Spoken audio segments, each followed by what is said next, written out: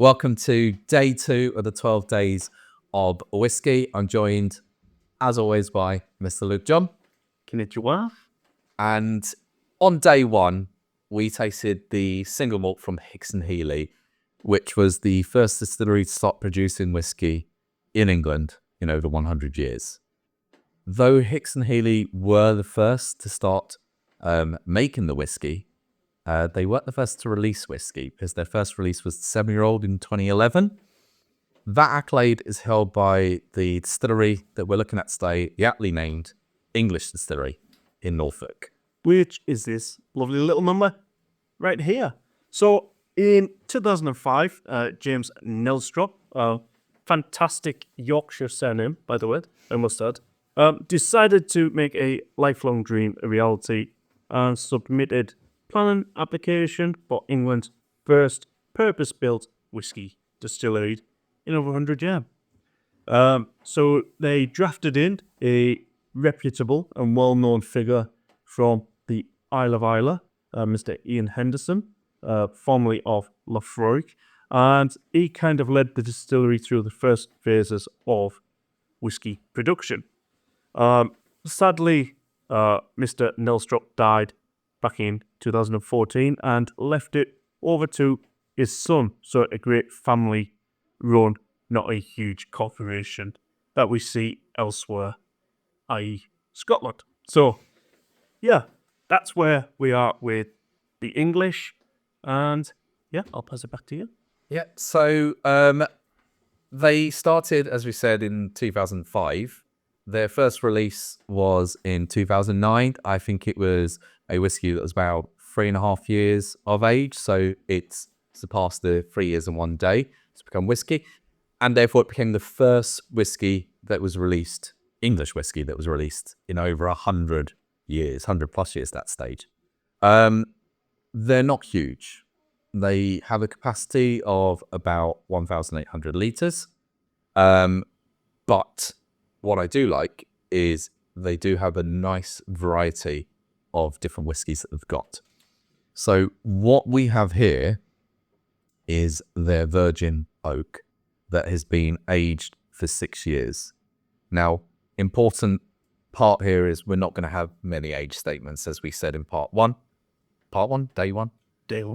So an age statement, it's not necessarily a be all and end all, but it is nice to get that. And also, we don't often see virgin oak listed, which makes this one interesting. So I'm going to get this one open. We haven't opened any of these to begin with. I just want to sort of say to begin with that it does, on the front here, list the dates. So it's got December 2014, and then it has August 2021 of the actual bottling of this one. And I'm going to spin this around and try and find the actual tab where we unleash it. In March last year, they actually won a award at the World Whiskey Awards, basically. So they triumphed, winning the category for the single malt whiskey. So I'm kind of expecting quite a bit from this one. It's kind of not an accolade that comes easy for a lot of places. So I reckon we might be onto a little winner with this one. Considering that when we're talking about whiskey, there have been so many upstarts across the world, hasn't it, for whiskey. I know we all associate Scotland immediately, but whiskey now has been taken up in so many countries, production-wise. It's big, so to win that is a big accolade. We've poured it out. Let's have a look in the glass, how this is looking. So what we noticed, and if you've seen yesterday's video, if you haven't, go back and see it. It's a little bit darker. It's a little bit more kind of bourbon with a lighter hue to it. I'm not quite sure how many of these whiskies within England use colouring. I'm not sure, because obviously colouring of whiskies is now a big thing in the UK compared to other areas, and especially within the US. So, yeah, it kind of looks natural. It doesn't look too pigmented.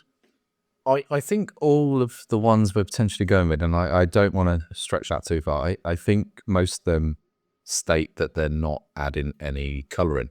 I'm going to ask something weird that could be totally wrong here. Do you feel there's a slight clarity, like haze on this one? Yeah. Yeah? I was thinking that as I was looking at it. It looks like there's a slight haze. They don't, I'm not sure if they cold filter. I've no idea, but there looks to be a slight haze on it, which I don't see through the bottle entirely. No, and the nice thing with it is, if this was a beer, it chill filtered hazy. But if you can see just there, if I move this a little bit closer, you can actually see what we're talking about. So it's a little bit hazy. Obviously, it doesn't do much for the color, but if I move it further away, you can actually start to see there the color change. So, without further ado, if I don't strobe you all to death, Let's get our nose on. let's get a nose. Cheers up. Ooh, very pleasant. Very woody. Then, yeah, that woody oak is coming through, although... Oh, I'm getting lovely lashes of honeycomb fudge from that. I was getting a slight acid off note, but that was maybe on the first whiff. Yeah, there's a slight acetone, but it's not overpowering. It's something I caught straight away, because that is something that sometimes it's a flavor that's meant to be. It happens in beers as well, where acetone is not an off flavor. It's a flavor that people are going for to be added to it. I know it sounds weird, but that is the case. but it doesn't smell too. No, that smells nice. A very wood one. Again, I'm interested because there's not many that I come across that are unfiltered like this.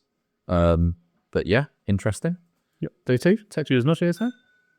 Cheers all.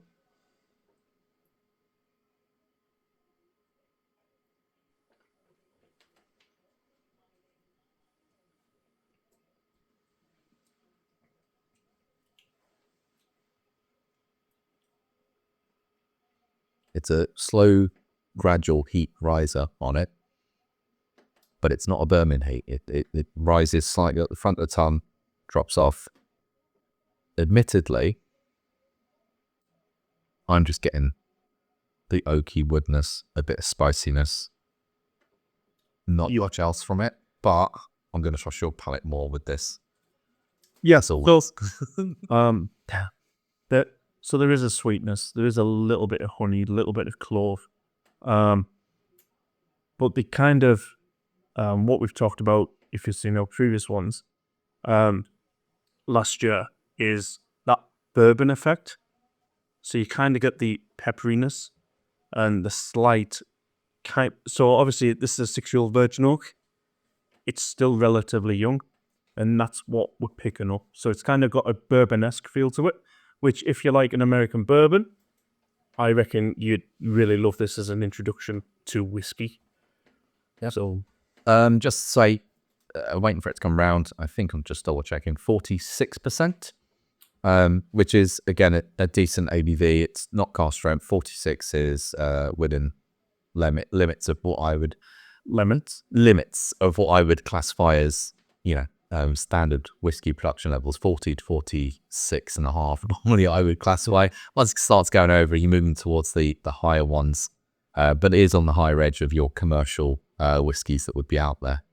We're not calling this commercial, by the way, because they are still small production quantities and capacities and family owned, as you said, in Norfolk. yeah. And it is very small batch because the label says so. We trust the label as always. It does say 1,800, the release batch.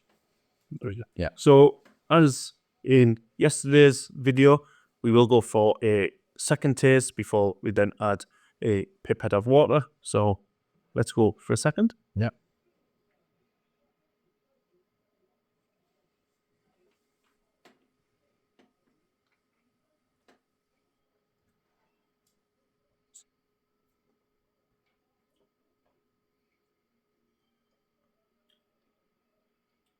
So the sweetness is there. It's become a little bit more dark chocolate, a little bit more bitter. The acetone now is kind of coming through. It's telling you that it's 46% without really telling you it's 46% in a way. Yeah, it's not overpowering, but there's certainly a lot more flavour there than there was in the first instant.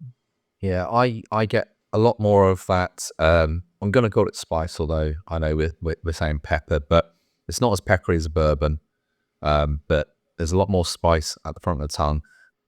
But the biggest change for me there was toffee. I'm getting toffee notes off it, which probably is sweetness elements, but I'm definitely getting toffee off that one. I think the second sip was definitely better than the first, even with the higher alcohol sort of coming through on it. But I'm now tempted to see how a pipette may change this. Yeah. And as just said, are we going for you one drop more than me, or are we? I'm going to go for 2. Let's keep it. It's not like a science project where we're trying to stabilize. You're going to go for 3 now, aren't you? Just for fun. Hey, there we go. There is more on the alcohol again this time. On the nose. And as we explained in yesterday's video, the difference between 1 little droplet to 3 can be quite big, as well as how much whiskey is in one's glass. So there's a lot more alcohol. Acetone is coming more. The alcohol more on me on that nose. I've just actually got a little bit of burn on the nostril, so it's it's definitely more pronounced. Yeah, that's quite a big one. But where are you? So you don't have to. So cheers. Cheers.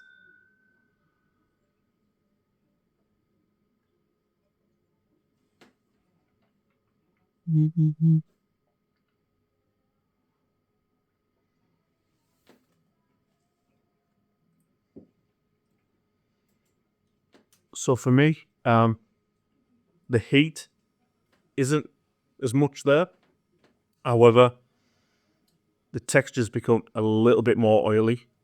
It's actually grown in thickness from the first, second, and now the third with the water.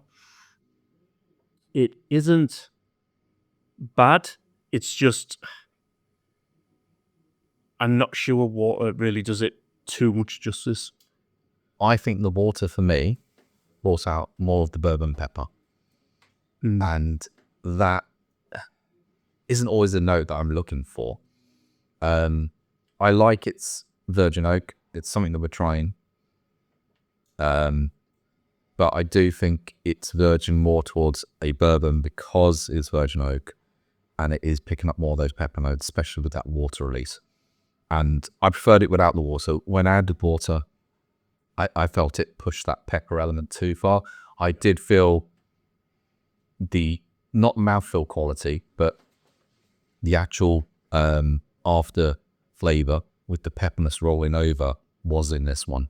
There was quite a lot on that when the water was added. And if you look at last year, I wasn't a huge fan of those bourbon peppery notes coming through. But this isn't all they produce. I mean, we've gone for this because what we're trying to do is try different whiskies across the 12 days. We're not just going to come and say, this is their single malt, this is a single malt. We've tried to display the variety that's available in English whiskies. They have quite a few others. They've got the original, which is their single malt. They've got the smoky one. And then they've got a sherry one and the virgin oak one. Now, what you're looking for is the original will be about £47 you're looking for. Yeah. And then all the specialty ones, the virgin, the smoky, the sherry one, you're looking at more £65 because obviously the barrel costs more. Yeah. You know, it's if it's first use virgin or the raging and the sherry, then there's an extra barrel cost. I get that, and the finishing cost that goes with it. Yeah, and currently, this winter of 2024, you can pick this up for £52 on the Whiskey Exchange. Oh, So not a bad deal if you're looking for it.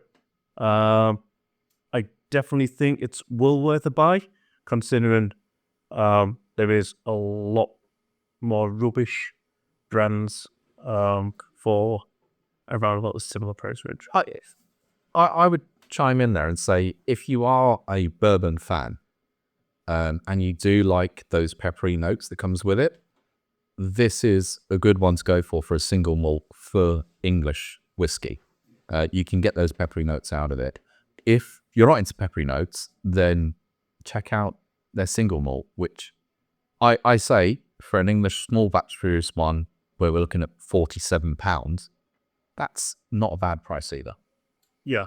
And, we'll just reiterate that it's not offensive. It's just, especially for me and Liam, I think we now understand each other's preference when it comes to whiskey. This one just isn't hitting it as much for us than maybe some of the others behind us. But that's not to say it's bad. It isn't. It's just, for us, it's just a little different. It's a little bit more bourbon-esque. And, if you want to move from bourbon to Scotch, why not get an English one to fill in the middle? I can't end that any better than you did. All right, that was day 2. Thanks for joining us. We'll see you on day 3 with another English whiskey. Adios.